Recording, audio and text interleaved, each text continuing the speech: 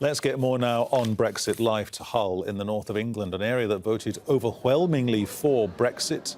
Emma Hayward brings us reaction from there. So, Emma, where you are, is there a sense of, yes, just do it, because it's been going on for so long? Very much a sense of just get on with it, get Brexit over the line. Most of the people we have spoken to still say that when they put the cross in the box saying they wanted to leave the European Union, they were doing the right thing. And frustration, I think, that there's any kind of delay to the process. I think many people here believe that it should have been sorted out a long time ago. Well, let's speak to Dave Harding. He's a trade unionist here in the city. Dave, do you think this delay is important at all? It is important, but getting out of Europe is very, very important. However, it's important that we do it right.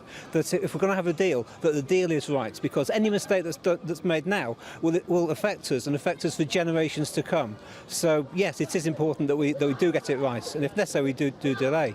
Do you think there's an expectation here that Brexit will happen and should happen? And why do you think people still feel so strongly about it more than 3 years on after the referendum? Absolutely, people feel it's right that we leave the EU. People voted for it 3 years ago because they felt it was right then, and they feel it's right now. And they're going to continue to feel that way because it is the right thing to do.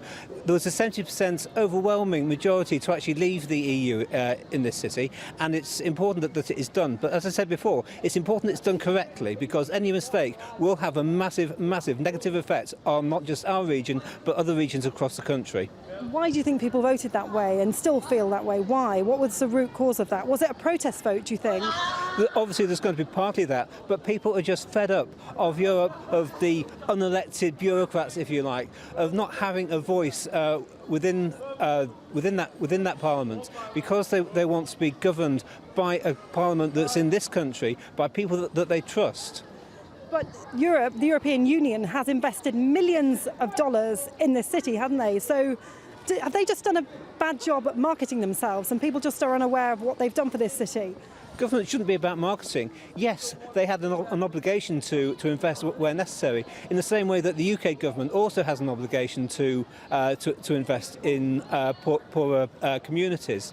And it's something which the UK government hasn't done for over 50 years, and they need to start doing that right now and to do it properly, so that Hull and other cities like Hull can grow and can thrive in an economy which is outside Europe. And clearly there needs to be some kind of clarity, does there, for business?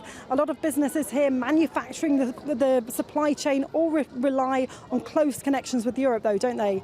Of course, well, we report here in Hull, and of course we do, but that doesn't mean that we can't get goods and services from Europe. It just changes the way that we actually deal with them. But no one's saying we're going to cast Europe aside or we're going to be completely independent. Of course, we've got to have some sort of relation, which is why any deal that we do is done correctly.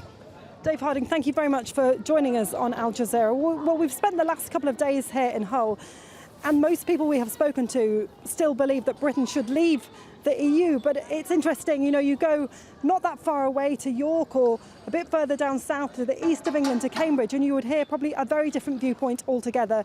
Brexit is so divisive in this country. Emma, thanks very much.